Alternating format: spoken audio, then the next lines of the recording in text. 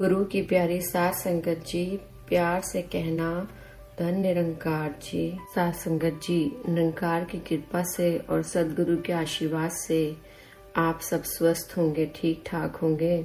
साथ संगत जी, आज गुरु चर्चा में हम 5 प्रण के बारे में चर्चा करेंगे। साथ संगत, संत निरंकारी मिशन के 5 प्रण ऐसे मूलभूत सिद्धांत हैं कि जिन्हें स्वीकार करने के बाद ही गुरसिख आगे जा सकता है और इन्हें अपनाकर ही जीवन को सहज, सरल और भक्तिमय बनाया जा सकता है। साथ संगत जी, जैसे पहला प्रण है कि तन मन धन प्रभु निरंकार की देन है और इन्हें प्रभु की देन समझकर जीवन में प्रयोग करना है और इनका अभिमान नहीं करना। साथ संगत जी, दूसरा प्रण है कि जात पात वर्ण आश्रम आदि का अभिमान नहीं करना। साथ संगत जी, तीसरा प्रण है कि किसी के खान पान और रहन सहन पर आपत्ति या नफरत नहीं करनी। साथ संगत जी, चौथा प्रण है कि गृहस्थ में रहना है, वेशधारी साधु संत फकीर बनकर समाज पर बोझ नहीं बनना। साथ संगत जी, पांचवा प्रण है सदगुरु द्वारा दिया गया ब्रह्म ज्ञान सदगुरु की आज्ञा के बिना नहीं खोलना। साथ संगत जी, सदगुरु ने पहले प्रण के द्वारा हमें बताया है कि जो कुछ इस जीवन में इस जीव आत्मा से जुड़ा है, ऐसे ये तन मन धन हमारा नहीं है और इन्हें प्रभु का मानकर हम चिंता मुक्त हो जाना है और जीवन यापन की असुरक्षा से मुक्त होना है, लोभ लालच क्रोध मोह माया से मुक्त होना है।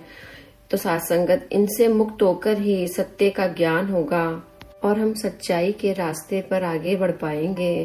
साथ संगत जी, दूसरे प्रण में सदगुरु हमें समझा रहे हैं कि जैसे शास्त्रों के अनुसार इस जीवन से पहले की योनियों के कर्मों के अनुसार हमारा जीवन किसी परिवार में या कहीं देश विदेश में हुआ है, तो ये बंधन का कारण न बने। इस चीज को लेकर हमें किसी चीज का अभिमान न हो कि मैं NRI हूँ या मैं विदेशी हूँ और अपने कुल जाति या अपने स्थान का मान नहीं करना। इसे निरंकार के चरणों में सौंप कर भूल जाना है और दूसरों के मन भाव का सम्मान करना है और सभी की समानता के स्तर पर व्यवहार कर एक दूसरे के प्रति प्रेम भाव रखना है।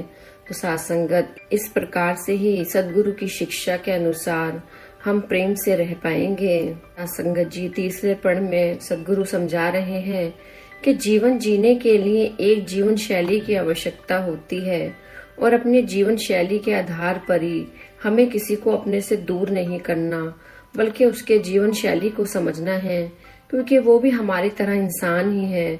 इस तरह विविधता में एक तत्व की स्थापना करते हुए हम एक तत्व की ओर ही बढ़ते रहेंगे, तभी हम अहंकार से बाहर निकल पाएंगे। साथ संगत जी, जो पहले 3 प्रणों में जो सदगुरु बातें हमें समझा रहे हैं, क्या वो सही रूप में हमें समझ आ रही हैं? अगर समझ आ रही हैं तो तभी हम सही मायने में मानव बन सकते हैं। साथ संगत जी, ये धरती बहुत सुंदर है जो अनेकों जन समूह से सजी हुई है। साथ संगत जी, ये दुनिया देश के हर मानव समाज से मिलकर बनी हुई है और समाज की सबसे मजबूत और मूल इकाई परिवार है। तो साथ संगत जी, गुरु ने हमें चौथे प्रण के रूप में पहले 3 प्रणों के सार्थक रूप में जीवन जीने का तरीका सिखाया है कि परिवार में रहते हुए हमारा हर उस बात से सामना होता है जो प्रथम पहले 3 प्रणों में है कि जीवन का हर एक पल परीक्षा का पल है और जीवन की हर परीक्षा में सफल होना खुद के अकेले के वश की बात नहीं होती।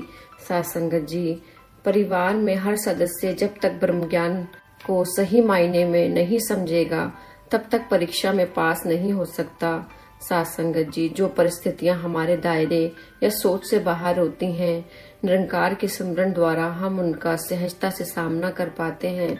साथ संगत जी, परिवार का हर सदस्य हर स्थिति में परिवार में एकता और आपस की समझदारी द्वारा आदर करता है और ये भी जरूरी है कि हमें संतों का संग करके बार बार उनके अनुभवों का सुनकर संगत में जाकर उन्हें अपने पारिवारिक जीवन में अपनाने की आवश्यकता होती है।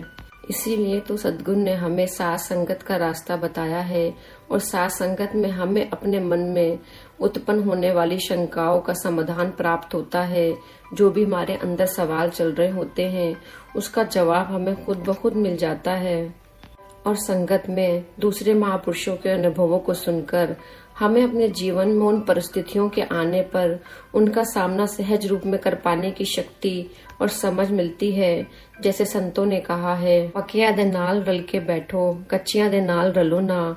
जैसे हमें सदैव ऐसे महात्माओं के संग करना है जो इस प्रभु परमात्मा का जीवन का आधार मानते हैं और उनका जीवन सद्गुरु की शिक्षाओं के अनुसार है। उनका अपना विश्वास पक्का है। डावाडोल वाला विश्वास वाले लोगों के साथ रहने से खुद का विश्वास भी डावाडोल हो जाता है। सत्संगत जी, हर परिवार में प्रेम सम्मान, एक दूसरे के भावों को आदर करना, अपनी बात को शांति पूर्वक रखना, नम्रता से पेश करना, समता भाव से सभी से व्यवहार करना और मुश्किल समय में निरंकार पर विश्वास रखते हुए एक दूसरे को प्रेरित करना, परिवार के सदस्यों की सेवा करना, बुजुर्गों का सम्मान करना और उनसे आशीर्वाद प्राप्त करते रहना। सत्संगत जी, यही सुंदर भाव होने चाहिए।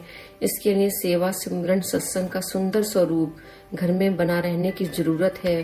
सत्संगत जी, 5वें प्रण में सदगुरु माता जी समझाती हैं कि सदगुरु द्वारा दिया गया ज्ञान बिना सदगुरु की आज्ञा के नहीं खोलना। सत्संगत जी, जब हमारे परिवार का सुंदर रूप होगा और किसी भी परिस्थितियों में सब में स्नेह भाव से सहज रहेंगे, तभी समाज के दूसरे व्यक्तियों का ध्यान भी आकर्षित होगा। तभी ये लगेगा कि इस परिवार में कुछ तो खास है, कुछ तो है जो सभी एक सूत्र में बंधे हुए हैं, कुछ तो है जो इनकी मुस्कुराहट के पीछे दिखता है। जब ऐसा होगा तभी तो हमसे कोई पूछेगा कि आपकी खुशी का राज क्या है।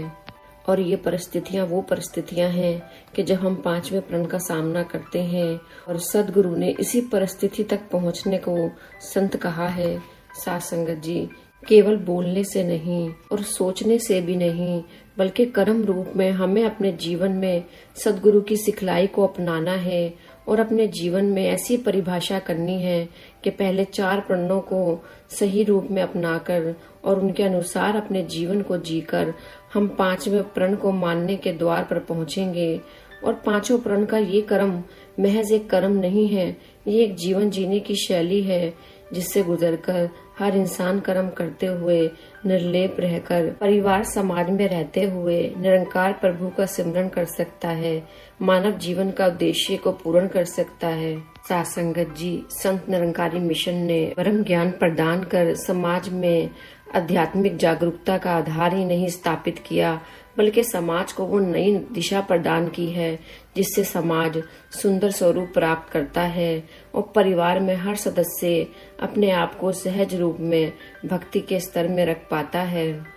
तो सत्संगत जी, आज सदगुरु निष्काम भक्ति भाव से सत्संग सेवा सिमरन चाह रहे हैं और भक्ति का फल भक्ति मांगकर इस अवस्था में हमें स्थित देखना चाहते हैं। तो सत्संगत जी, हम सदगुरु के फरमान को अपने अपने मनों पर अंकित करें और इनके हर वचन को खुशी खुशी माने। प्यार से कहना, धन निरंकार जी।